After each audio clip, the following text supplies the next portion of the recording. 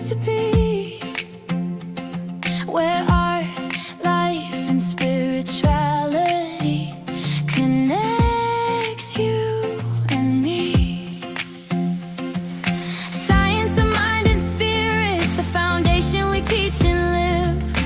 Love, joy, and belonging are the gifts we have to give. Our consciousness, our being, open at the bottom, open at the top. We're not simply one with God, but we are it itself. It will never stop. SIA, our spiritual center, family and home.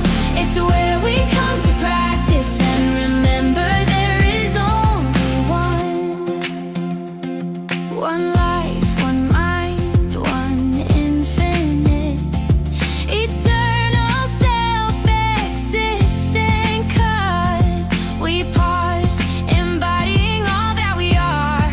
We shine like a glorious star.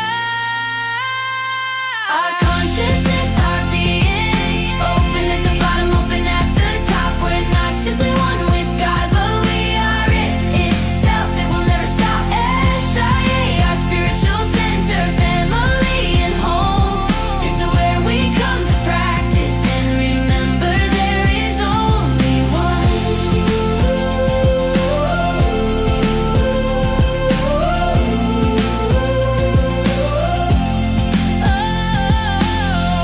Spirituality is our way of life. We value laughter, truth, and justice.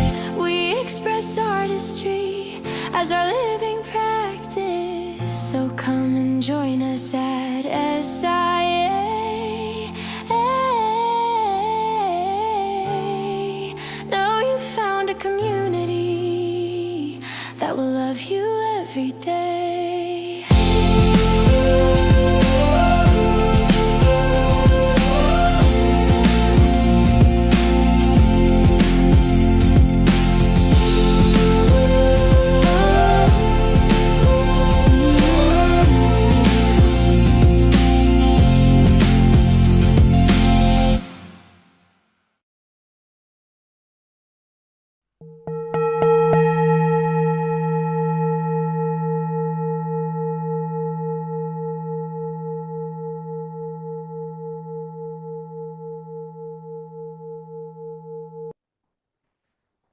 Namaste, greetings and blessings, and welcome to the Center for Spiritually Integrated Arts. This is our Sunday message, and I am Reverend Dr. Raymond Anderson, the founder and spiritual director of this center. And I invite you to watch not only this Sunday message, but any of our archived messages. I invite you to join any classes or events that we have going on. I invite you to reach out and email if you have any questions. Questions about this community, questions about me, questions about what we do, or questions about this science of mind and spirit, liberation theology that we practice and teach.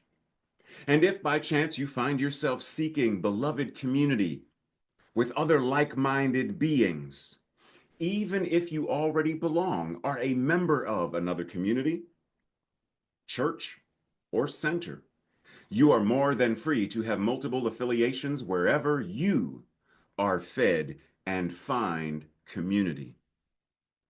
You are invited.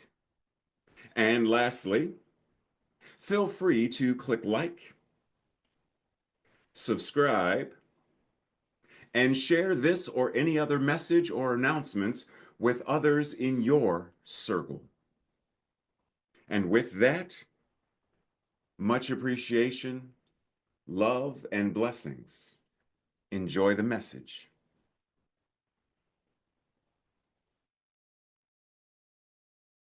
SIA is the place to be. So buckle up, we're making history. And if you are willing, repeat after me. I am love. I am love.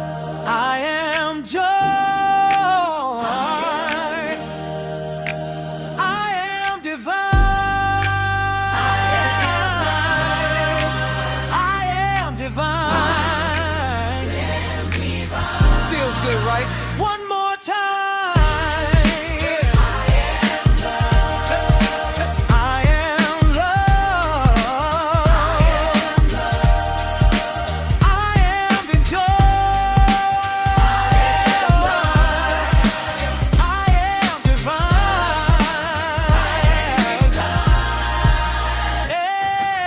Amen. Yes, you are. Amen. Yes, you are. Now today's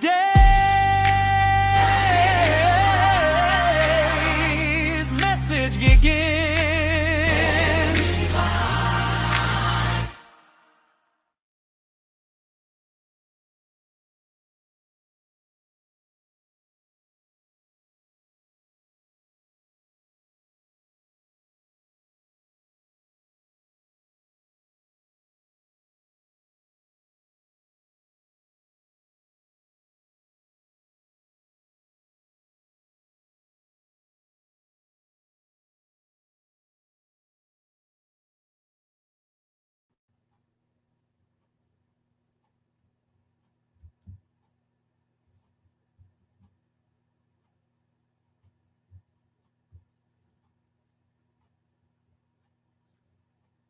What we see will defy explanation.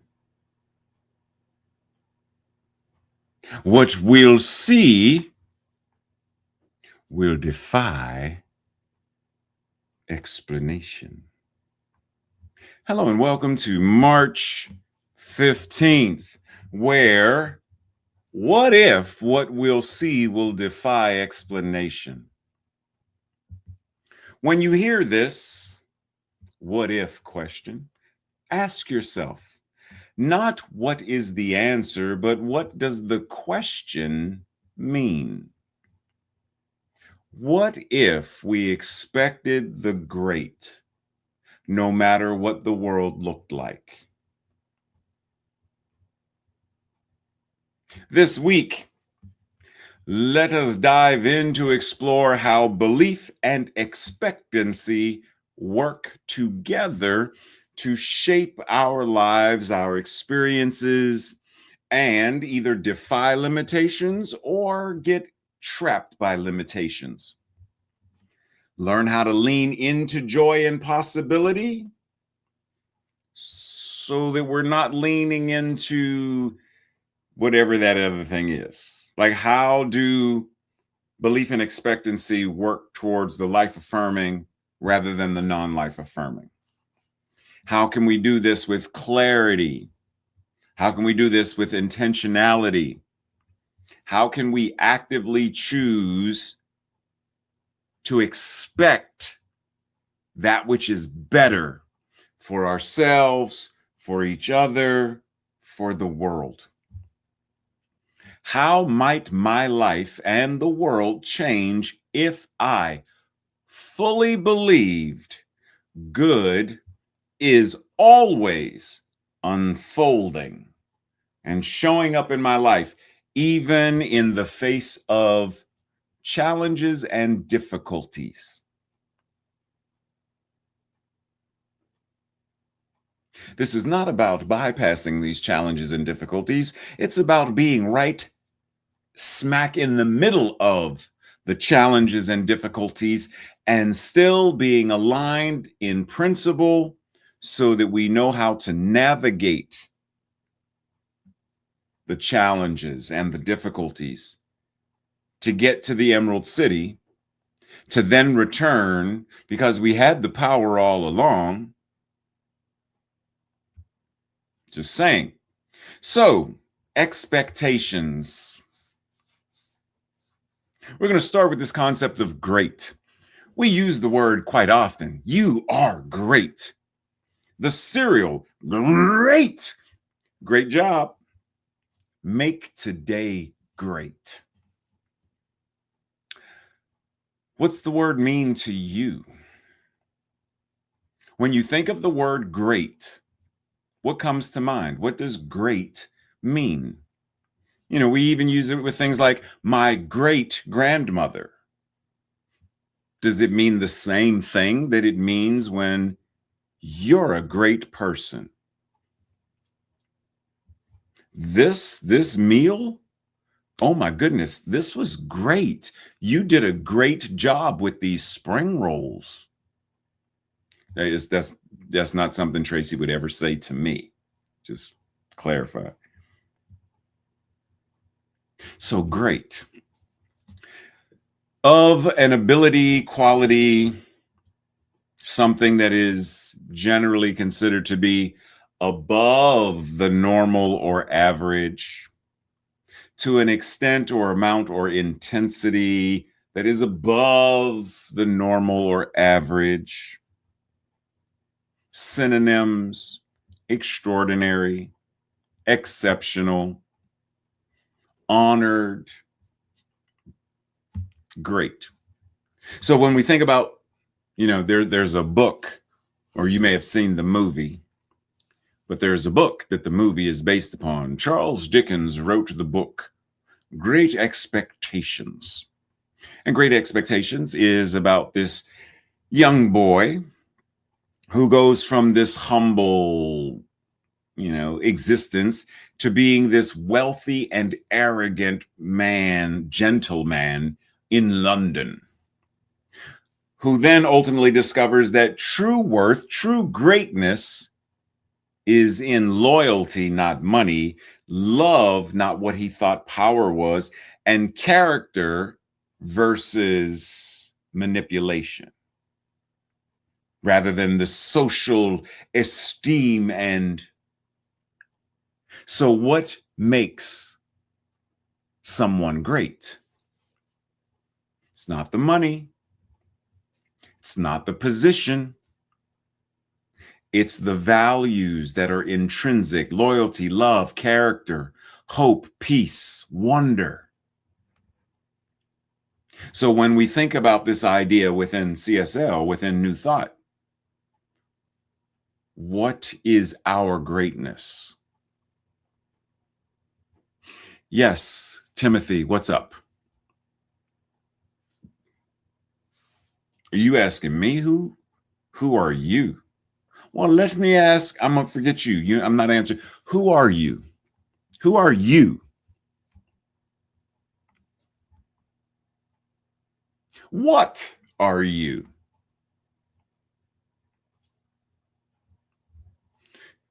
So when you think of this whole idea of, who are you? What are you? We have ID, identification. It identifies who you are. It even identifies certain things about what you are. You are a male, female, you are a senior citizen, you are a student driver, you are 5'4", brown eyes, certain things.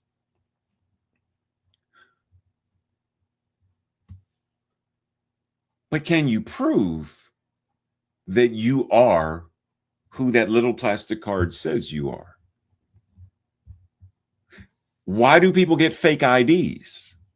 If the ID is actually identifying who you are, and someone has 10 of them, does that mean they're 10 people? They have 10 identifications, 10 different names. So what's the actual evidence that says who you are and what you are that you can prove?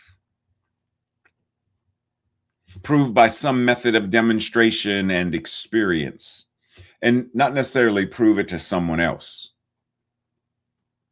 Prove it to yourself. Can you prove that you are you? We use ID in various forms of proof, but at the core, can you prove you are you? Can you prove you are life itself? Can you prove you are God incarnating itself? Can you prove you are love and hope and joy and peace, and that you are great? Can you prove it? What is the ID that proves any of this? And once again, I'm not talking about proving anything to somebody else. How do you prove it to yourself? When someone says that you are great, do you immediately dismiss it? I'm not great. Especially when some other people will affirm you are not great. You need to get up off your little pedestal, and how dare you think you actually can sing? You ain't Whitney Houston. No, you ain't going to be the next Michael Jackson. No, you are not great. What are they saying? And once again, it's not about specifically what they're saying, but where is what they're saying coming from? What is the consciousness, whether it's coming from other or coming from self, that says, you are not great, I am not great? What is the consciousness that is saying this? Love is the principle of life, for love is the nature of everything to give. Only the one who loves so much that there is no longer any room for hate will ever arrive at the place where, if there may be hate, the person will never know it. We are afraid of greatness because we are so tied down to littleness. We clutch the littleness anxiously and jealously, but so precariously, to our hearts. It is essential to see beyond the littleness, to see something bigger. None of us is as perfect in expression as we ought to be. So the challenge to each of us is to be great enough to rise in love, rise in charity, through understanding, mercy, compassion, recognizing that love is the great lodestone of life.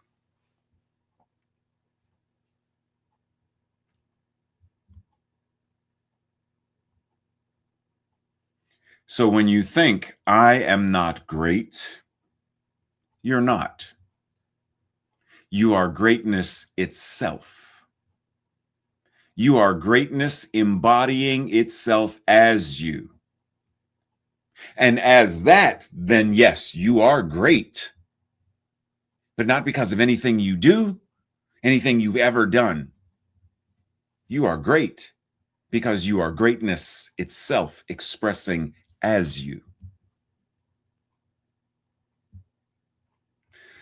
The God of beauty is understood by the artist who appreciates the beauty and senses in all form some reflection of that universal wholeness, which finds harmony in the perfect adjustment of itself to all of its parts.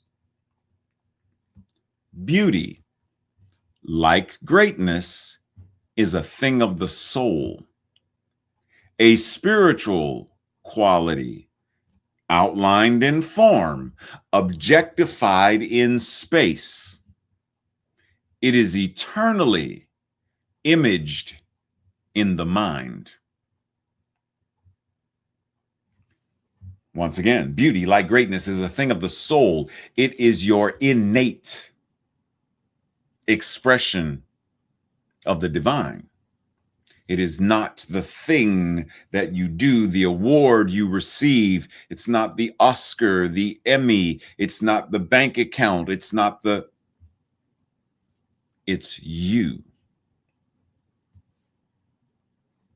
And so when we think of the science of mind and spirit, it serves as a guidebook, not only pointing to your true greatness, but also a tool that helps us to learn how to use, how to embody, how to steward, and how to express our true greatness so that we live as intended in a manner that is healthy and joyful and peaceful and powerful and loving, and that we live in and with sacred community.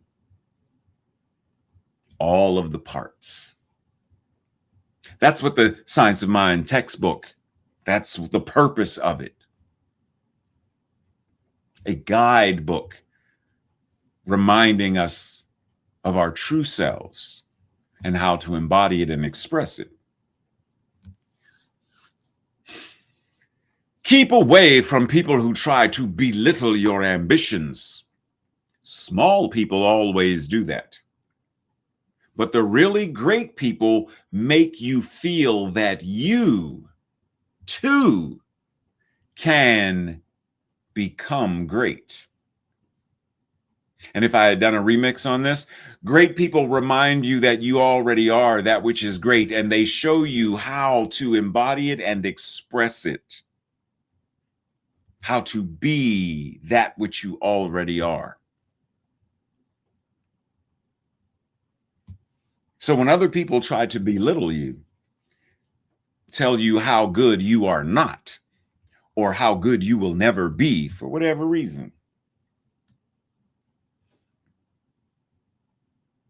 come back to your soul where you know that you are great. You know that you are the divine expression of beauty, and that nothing they say can change or diminish that.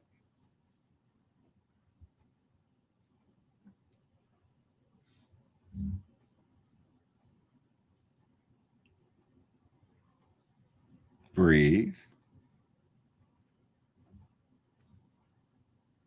You know, I'm reminded of something I saw recently that's escaping me right now, but there was someone who they wanted to sing. And in the beginning, they weren't good at it, but they practiced and practiced and practiced. And even when family members told them, what are you doing? They practiced and practiced. They became that which they expected to become, which was already the greatness that they already are, the singer that they already are. Great spirits have always encountered violent opposition from mediocre minds. Great individuals, great expressions of the divine have always encountered the naysayers who do not believe or embody their own true power and greatness. Therefore, the power that they embody is a power of non-life affirming energy.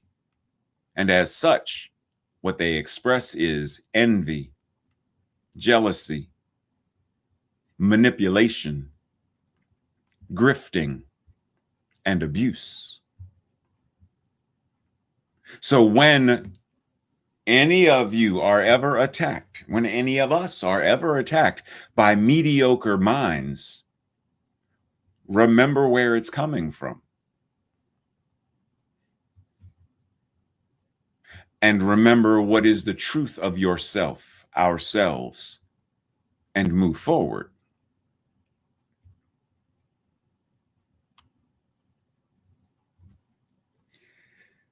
Is it so bad then to be misunderstood? Pythagoras was misunderstood. And Socrates was misunderstood. And Jesus, and Luther, and many of the others, scientists and astronomers, and every pure and wise spirit that ever took flesh. Reverend Dr. Martin Luther King Jr., Harriet Tubman, Jesse Jackson, Reverend Jesse Jackson. Many, many, many, many. To be great, is to be misunderstood. The Buddha, to be great, is to be misunderstood. Andy Warhol, as an artist. Frida Kahlo, to be great, to express your greatness, puts you in a place to be misunderstood. Do you choose to be great nonetheless? Do you choose to enter into that space nonetheless? What's up, Willie? You got something to say here? We'll begin with a spin, traveling in a world of my creation. What we'll see will defy explanation. If you want to view paradise. I know, Tracy. I'm going to stop singing. Sorry. So we'll begin with a spin, traveling in the world. Okay, what about it, though? Oh, I know what you can really do. Okay, cool. Let's have at it. On the Wonka, what's that thing called? The Wonka boat? The Wonka, it's not the Wonka, anyhow, whatever. It's a boat in Wonka land. So we'll begin with a spin, a shift in consciousness, traveling in the world of my creation. We are individually and collectively creating the world in which we live.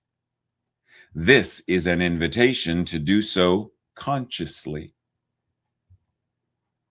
What we'll see will defy explanation. Not everything can be or needs to be explained or justified.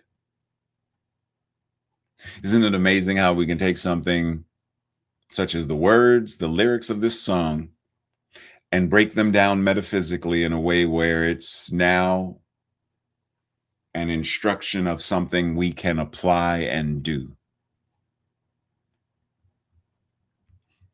So that being said, we have to be able to build a world that doesn't currently exist. That's utilizing a completely different imagination than the one that created the world that exists now.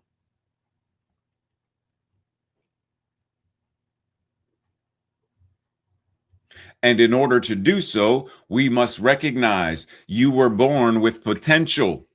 You were born with goodness and trust. You were born with ideals and dreams. You were born with greatness. You were born with wings. You are not meant for crawling, so don't.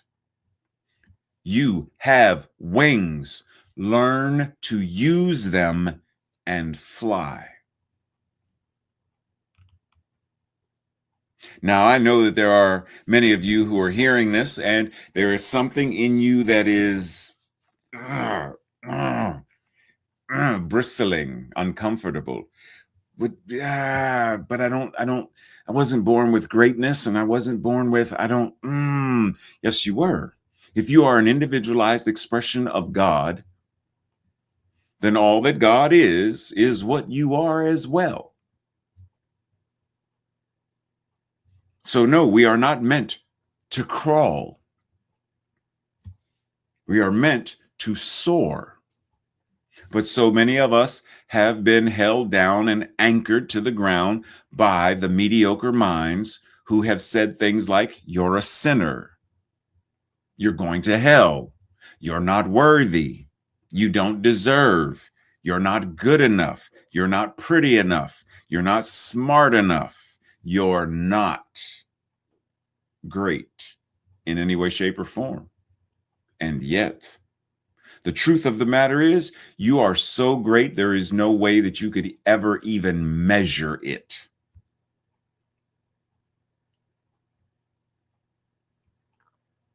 So then the question then is, are you expecting greatness? You know, like the Charles Dickens book, what are your great expectations? Are you expecting greatness to express in, through, and as you? Are you expecting greatness to express in the conditions and the experiences that happen around you and through you and for you? Are you expecting greatness to be your superpower? A superpower that helps you to create a world that truly works for all.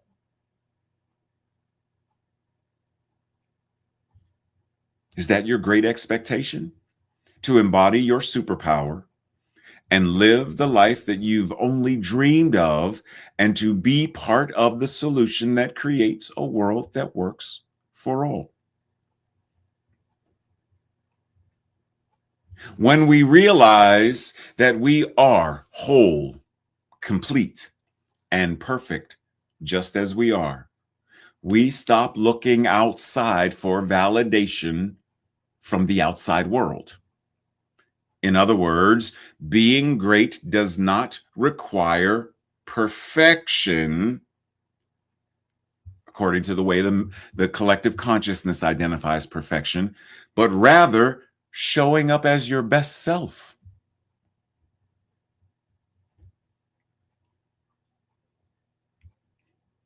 Showing up as your best self. Expecting greatness just as you are. Right now, as you are. As you are. Your existence is your yes. You being here is your yes that says, I expect greatness. I am greatness personified. You being here says that. And your yes is your amen.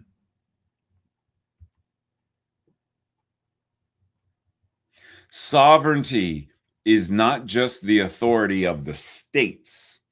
It is the dominion of the individual over their thoughts, actions, and life.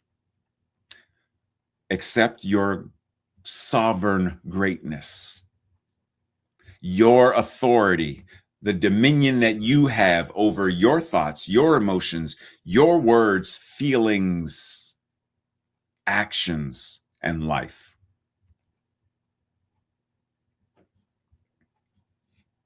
And remember, I have nothing to prove and no one to convince.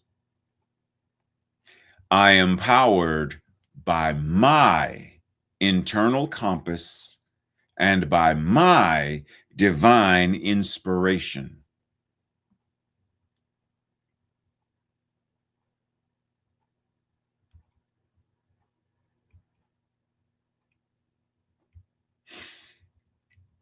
Divine inspiration is one of the most powerful tools for liberation. Your imagination is one of the most powerful tools for liberation because it is one of the ways greatness, mind, life, God expresses, formulates, and creates from the formless to the formed, from the not yet manifest to the manifested. So your imagination is a superpower. Are you tapping into it?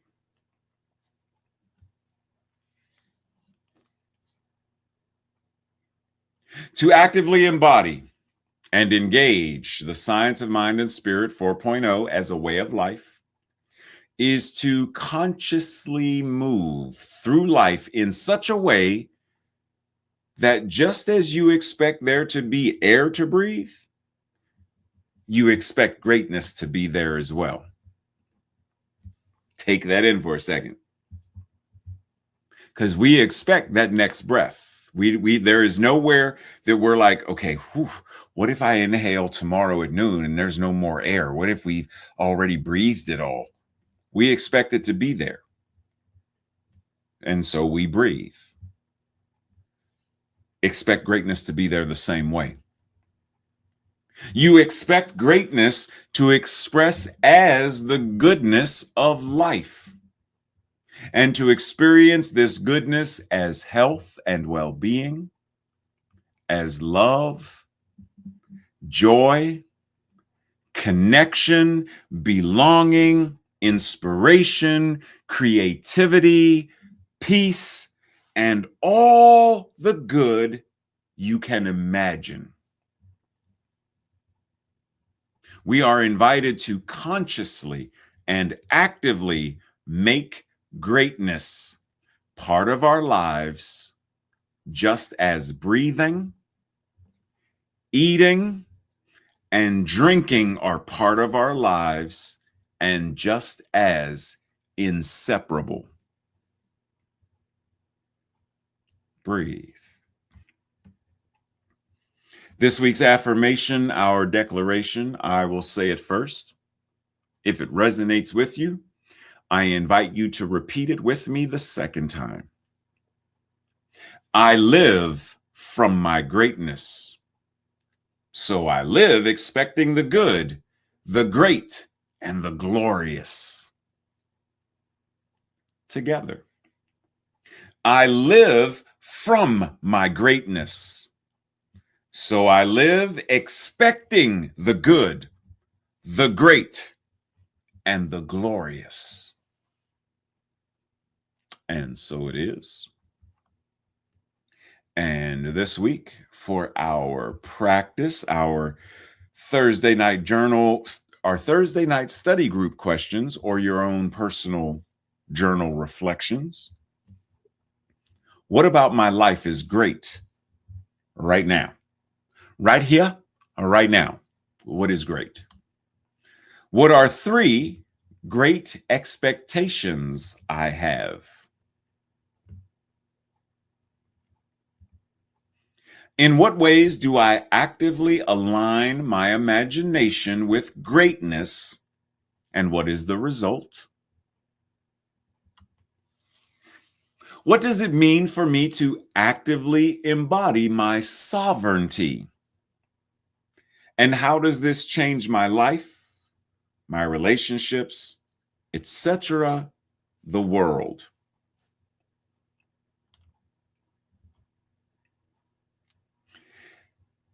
Now, breathe before we get to this one, because I know comes down to test anime. I know some of y'all gonna be like, woo, right there, right there. In what ways do I allow perfectionism to hold me back? What can I do to effectively begin with a spin and travel in a world of my creation? And lastly, as Rumi said, I have wings and I need to learn to use them to fly. What does this look like in my daily life? And breathe. And this week, as an engaged practice, have a conversation about a time that you allowed someone else to dim your shine or to doubt your greatness. In what way did they do it? And what did you do to reignite it? And breathe. As we enter into that space of prayer, knowing the infinite and allness, the absolute greatness of God, Source, the universe, that it is right here as each and every one of us, that everything that we are is it. Our fingernails, an expression of it. Our eyebrows, even with the gray hairs in there, as an expression of it. Our teeth, our gums, our armpits, our belly buttons, our knees, our heart, all of it Even if someone may have a hip replacement and their new hip is titanium, that titanium is still an expression of the divine. That titanium is still greatness expressing. It's still an expression of you that gives you the greatness of mobility. It's still it. So as we breathe right here and right now, we breathe greatness. We live greatness. We express greatness. We embody greatness. All that we are and all that we do, we can consciously choose to be what we already are, rather than continuing to exist in the doubt of, but maybe I'm not. But what if they said rather than continuing to listen to those mediocre and small minds like Jesus in the desert when Satan showed up and tried to convince Jesus. And Jesus responded, "Get thee behind me. That which is my North Star, that which is the compass that guides me forward, not backwards. I am not bound by precedent. I am not bound by what is behind me, but yet what is before me. My amen is before me. My yes is before me. It pulls me forward. Therefore, that which is my greatness, I choose it in the same way that I choose to speak. I can use my mouth to say any number of things: apple, apartment, agree, bat, ball, boat. My grandmother made me a pie. I can choose. The words are always there, simply waiting for my conscious choice of how to arrange them and how to express them. Do I express them slowly? Do I express them quickly? Do I express them quietly? Or do I express them with volume? How do I choose to express that which is already there? Love already there, wisdom already there, greatness already there. And so we breathe, knowing that the law is already moving and manifesting based upon precisely what we think into it, feel into it, speak into it. And since it is doing that, why not speak greatness into it? Feel and emotion of greatness into it. The activity of greatness into it. The thoughts of why not be that and sow those seeds. If the law is going to receive it, why not expect greatness to be who and what we are? And from being greatness, then we allow that to be the doing that shows up in how we live, move, and have our beingness in service to this thing called life. And knowing that our yes is our amen, and that our amen is every breath we take and every word we speak, then we already know that it is in motion. It is already done. It is already here. So let us stand back and marvel at the magnificent and great way that we, individually and collectively, create a world, a great world that works for all. And so it is. And so it is. Much joy, love, and blessings. By the time I see you next time, I will be 60 years old, right? No? Yes? No, I can't remember. No, I'll see you before my birthday. So I will see you soon. Blessings, peace, love, joy, and greatness. See you soon. Go be great. No, seriously. Go be great.